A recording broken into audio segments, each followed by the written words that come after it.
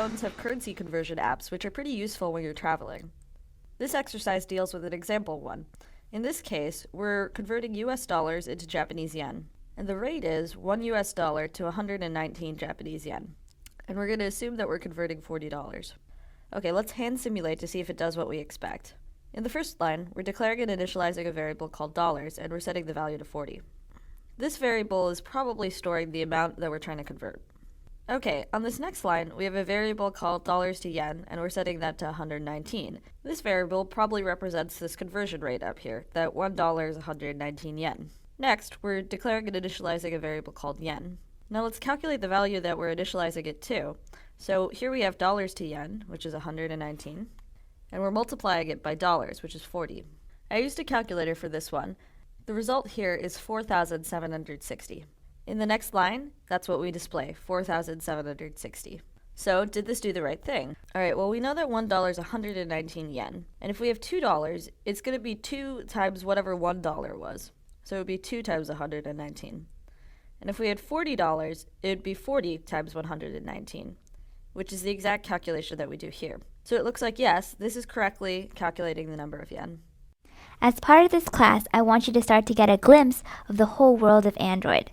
There's so much more that lies beyond this course, beyond Android Studio, beyond the documentation pages that we've read. One of the reasons I love being a part of the Android developer community is because there's so many cool open source apps out there that I can browse. An open source app means that the source code that was used to create that app is made available for other people to see. There are certain restrictions on how you can actually use it, if you can adapt it or modify it, so you have to check the license of the individual app for more details. If you see a really cool feature in an app, you can Google search for it and try to find code for that. If it's an open source app, you might be able to find the exact code, or you might be able to find a library that has that specific functionality that you can look at. Okay, let's try to Google search for some open source Android apps. Then we can see how something like Android resources are used in action. I'm going to Google search for open source Android apps. This Wikipedia link looks good. And there's a whole list of apps here. So I want to bring your attention to one app in particular, the Google I/O app. Google I/O is an annual conference organized by guess who, and it's for all the developers who use Google technologies. So Android developers, for example, would attend this conference and learn about the latest changes in Android, how to make their app better, and meet other developers. For the conference, Google creates an Android app. Let's click on the link to open it. So for this conference, Google creates an Android app, and then the Android app is made open source so other developers can look at the code. This is what the app looks like. It lists all the events for the conference. If you have your own conference coming up and you want to build an app for it, this would be a good example to look at. So anyways, let's go back to the GitHub code. This is where all the code for the Google I/O app is. I'm going to look for how they use resources within a certain activity. I'm going to hit the keyboard shortcut T, and that will immediately begin a search across all their files. It's a pretty nifty shortcut. So I'm going to type activity, and this will show me all files that have activity in the name. Let's look at the welcome activity. And this is the code for the welcome activity. It's a pretty short Java file. To find how they use resources, I'm going to hit Command F, or you can use Control F if you're on Windows. I'm going to search for R dot. I believe Chrome doesn't have case-sensitive search, so I'll just have to search for instances of the capital R myself. So in this first case, we have r.layout activity welcome. It looks like the layout for the welcome activity is stored in the activity welcome XML file. That's pretty cool that we can tell all of that just from this one line. The next resource is here. It says r.id.buttonAccept. Since the resource type is ID, and we're talking about a button here, it looks like this is the view ID for the accept button in the app.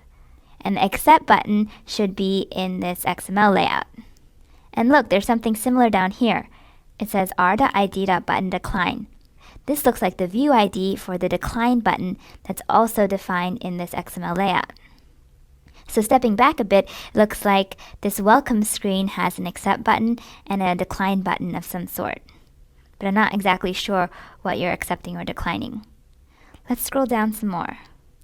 The last resource ID is android.r.string.ok. This part looks familiar. r.string.ok. This looks like a string resource. It probably contains the word OK. That's just a wild guess. This is new though. It starts with Android dot.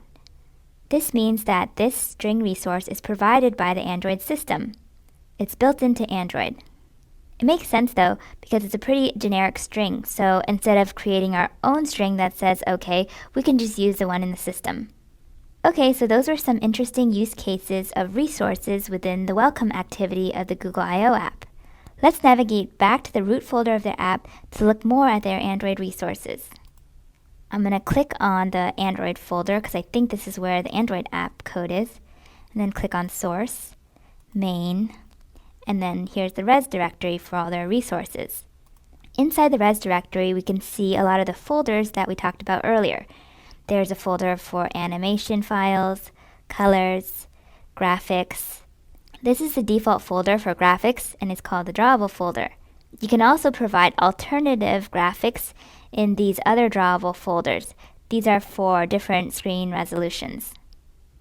We also have layout folders, menu folders, bitmap folders for the launcher icons or the app icons, and we also have values folders.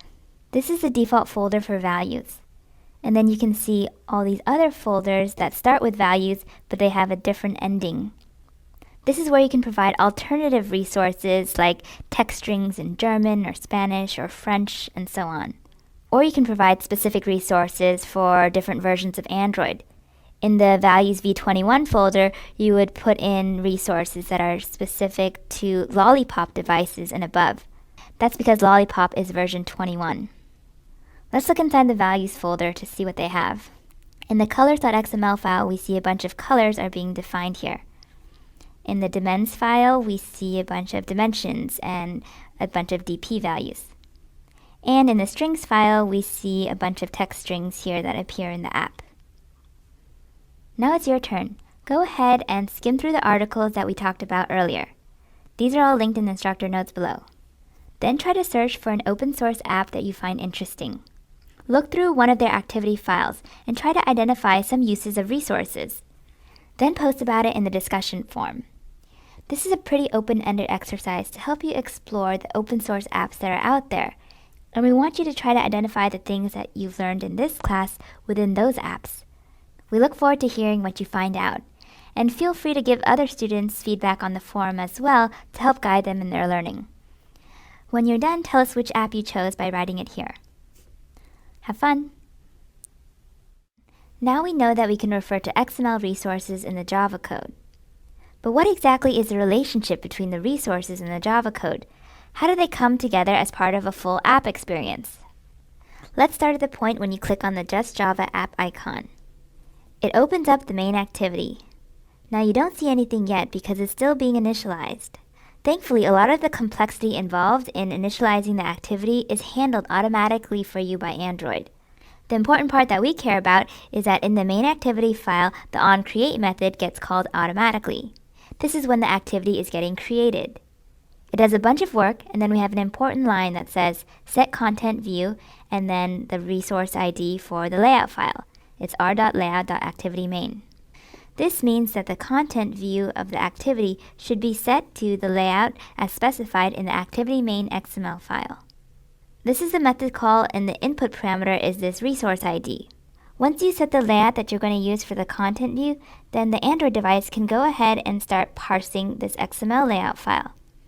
Parsing is like reading this file and trying to interpret that like, oh, this is a linear layout, oh, this is a text view, these are the attributes, and so on. So it's trying to understand what this file contains. The Android device starts by reading at the top of the file. It recognizes that there's a linear layout here. Then it inflates a Java object to represent that linear layout. Then it goes to the next line and sees that we need to add a text view as a child to that linear layout, like that. This is starting to look like the view hierarchy from lesson 2. What I didn't tell you earlier is that this is actually a hierarchy of Java objects. We're going to be learning more about Java objects in the coming videos, so it's okay if you don't fully understand it yet.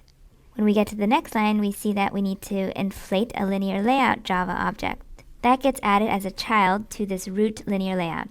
Then we see a button element, so we add that as a child to the linear layout. So we continue down the file until we've inflated all the views that we need for our view hierarchy. Once we have this view hierarchy of Java objects, then we can manipulate them and change them while the app is running. An object like the text view here contains state information, like the text color, the text size. The object also has methods, so we can call those methods and change that internal state. So for example, we can change the text while the app is running. Interacting with all of these objects is called object-oriented programming. We will cover this in more detail in the coming videos. So to summarize, in the main activity when we call setContentView to this layout, then we read this layout and then inflate a bunch of Java objects. These Java objects make up the view hierarchy of the app.